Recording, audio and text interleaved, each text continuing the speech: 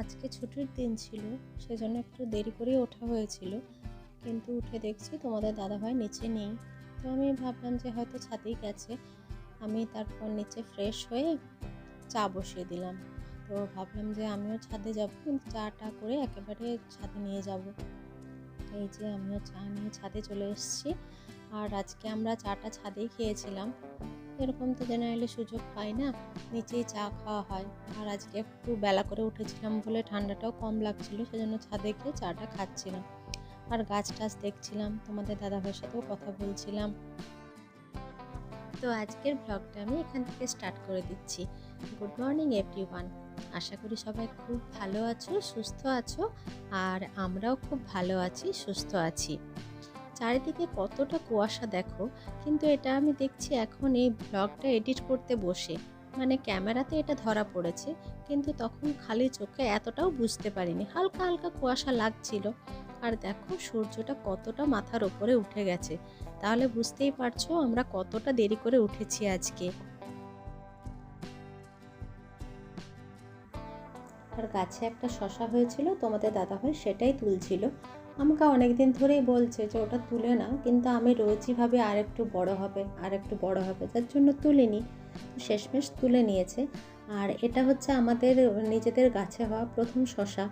তারপর বেগুন তুলেছিলাম, রিভু নিজের হাতে তুলেছে বলে বেশ খুশি হয়েছিল, কারণ ও সকালবেলায় তো থাকে না, সেজন্য ও তুলতে পায় না। তারপর দেখলাম কয়েকটা বক ফুল আর কুমড়ো ফুল হয়ে আছে। তো ভাবলাম তোমাদের দাদাভাই তো সকালেই অফিসে চলে গেছে, তাহলে আজকে চপ বা অন্য কিছু আনারও তো কেউ নেই, তাহলে এগুলোই তুলে নিই। তারপর বেসন দিয়ে ছেঁকে ওটা দিয়েই মুড়ি খাবো। আর এখন আমরা মুড়ি নিয়ে বসে পড়েছি। রিভু কাঁচা টমেটোটা খায় না, যার জন্য ওকে আমি টমেটো দিইনি। আর আমি খুব ভালোবাসি এরকমভাবে অনেক কিছু দিয়ে মাখিয়ে মুড়ি খেতে, তো সেজন্য আমি নিয়ে নিয়েছি। আর আমাকে যদি 3 বেলায় কেউ মুড়ি দেয়, আমি তো 3 বেলাই মুড়ি খাবো। মানে মুড়িটা আমার ভীষণ ভালো লাগে, ভাত বা রুটি এইসব জিনিস আমার অতটা পছন্দের নয়। এই যে আমরা দুজনে মা আর ছেলে মিলে রোদে ঘুরে ঘুরে মুড়ি খাচ্ছিলাম। ওদিকে কতগুলো চেয়ারে বালিশগুলো একটু রোদে দিয়ে নিয়েছিলাম।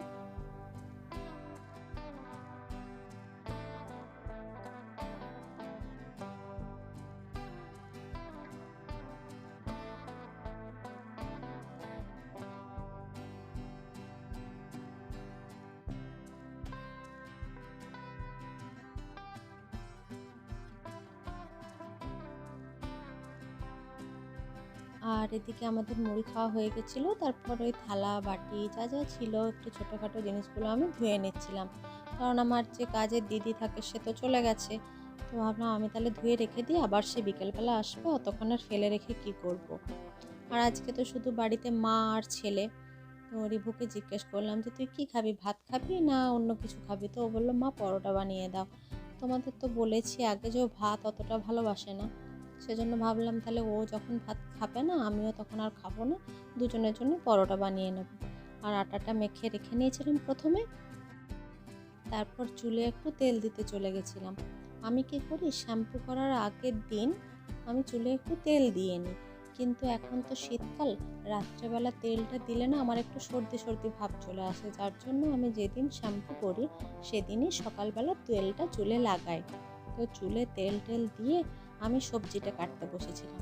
আর আজকে পরোটার সাথে বানাবো ফুলকপি, আলু, একটু গাজর, একটু শিম, এইসব দিয়ে মানে যা কিছু আছে ঘরে মোটামুটি সেই সব দিয়ে একটু ভাজা করব আর ডিম ভাজবো।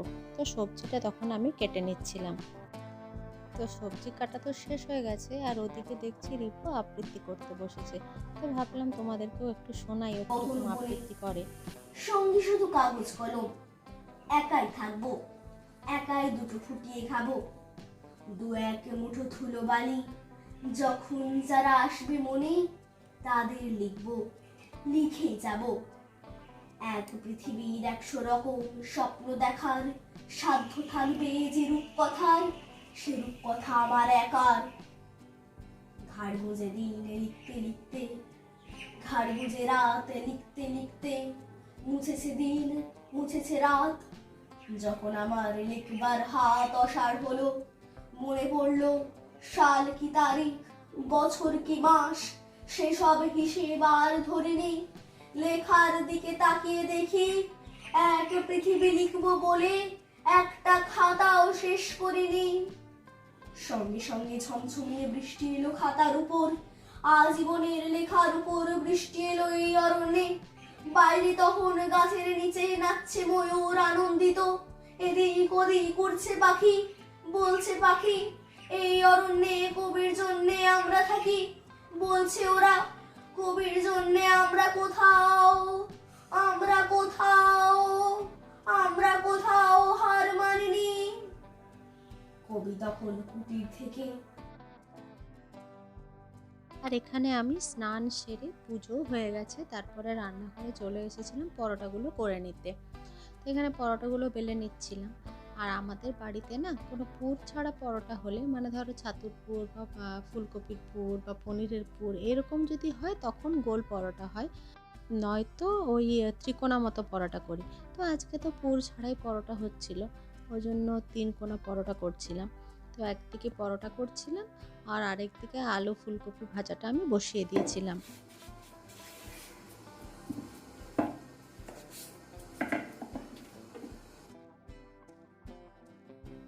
আমি পরোটাগুলো বেশিরভাগ দিন কড়াইয়ে ভাজি, কারণ কড়াইয়ে ভাজলে আমি দেখেছি যে তেলটাও কম লাগে আর বেশ নরমও থাকে। তারপর জানি না, হয়তো আমি তাওয়াতে পারি না, সেটাও হতে পারে। তো আমি সেজন্য কড়াইয়ে ভেজে নিচ্ছিলাম পরোটাগুলো।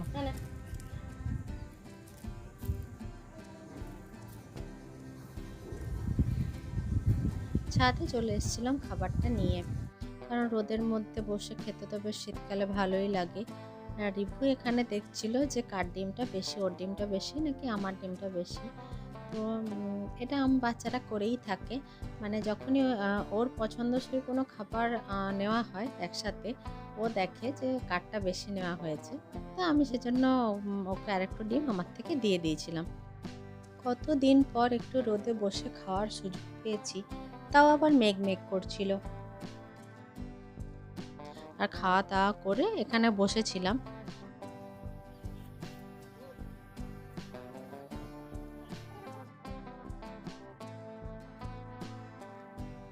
এই যে এখানে দুজনে বসে কমলা লেবু আর পানি ফল খাচ্ছিলাম। আসলে আমরা তো একসাথে খুব একটা সময় কাটাতে পারি না, সেজন্য ছুটির দিনগুলো যখনই একসাথে থাকি সেটা ফুললি এনজয় করার চেষ্টা করি। আর নিচে এসে গেছিলাম, অনেকগুলো জামা কাপড় ছিল, সেগুলোকে তুলে এনে গোছাচ্ছিলাম। আর ওদিকে পেছনে রিপুকে দেখো ও কীরকম বদমাইশি করছিল। আর এখানে আমার যে কাজের দিদিটা আসে সে কথা বলছিল, তো আমি গোছাতে গোছাতে ওর সাথে একটু গল্প করছিলাম।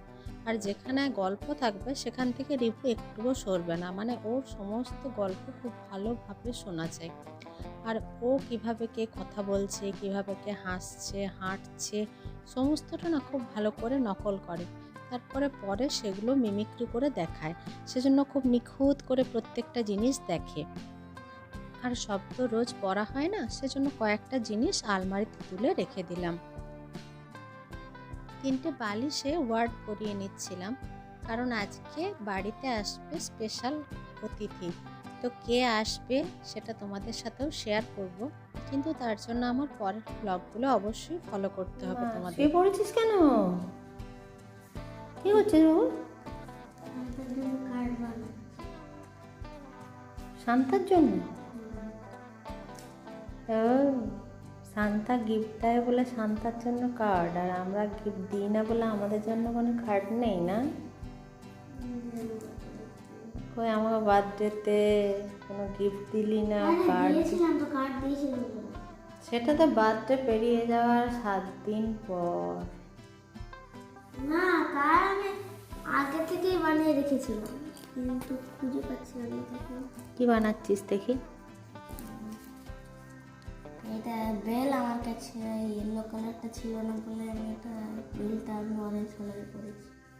ভালো লাগছে? বানাতে পারবি? আজকের মধ্যে হয়ে যাবে তো? আমরা এটা শুধু ডেকোরেশনের ভিতরটা লিখবো, thank you Santa for giving me the best gift in the previous ইয়ার।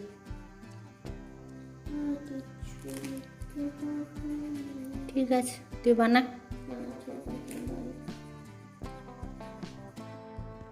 মা, হুম। সান্তা ক্লজকে না দুর্গা পুজোয় ডেকে আনলে ভালো হতো, কেন জানো?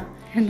এই যে লাল সাদার মধ্যে যে জিনিসগুলো সান্তা পরে থাকে না, সেগুলো ধুনুচি নাচ করলে খুব ভালো লাগতো। হ্যাঁ, হ্যাঁ, শান্তা ধনুচি নাচবে? হ্যাঁ, ঝোলাটা কাকে দেবে রে ধরতে? নিজেই ধরো গাড়িতে উঠবে।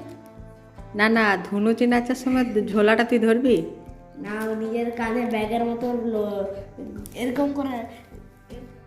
সারা দিন কাজের পর একটু শুয়েছিলাম, তো কখন যে ঘুমিয়ে পড়েছি আমি বুঝতেও পারিনি। আর তোমাদের দাদাভাই কখন অফিস থেকে ফিরে গেছে সেটাও জানতাম না। তো ও এসে দেখেছে আমি ঘুমিয়ে গেছি, ও তখন ভিডিওটা করেছিল, আমাকে পরে দেখিয়ে বলছে দেখো তুমি কত ক্লান্ত ছিলে যে ঘুমিয়ে গেছো। আসলে কি হয়, যেদিন ছুটি থাকে সেদিন মনে হয় যে যত কাজ বাকি আছে সেগুলো সব সেরে নিই, কারণ আবার তো পরের দিন থেকে স্কুল যেতে হয়। তো সেজন্য একটা একটা করতে করতে অনেক কাজ করা হয়ে যায়, যার জন্য এই ক্লান্তিটা আর নিতে পারা যায় না। আজকের ভিডিওটা এই পর্যন্তই রাখছি। সবাই ভালো থেকো, সুস্থ থেকো, আর আমাকে অনেকটা সাপোর্ট করো। টাটা।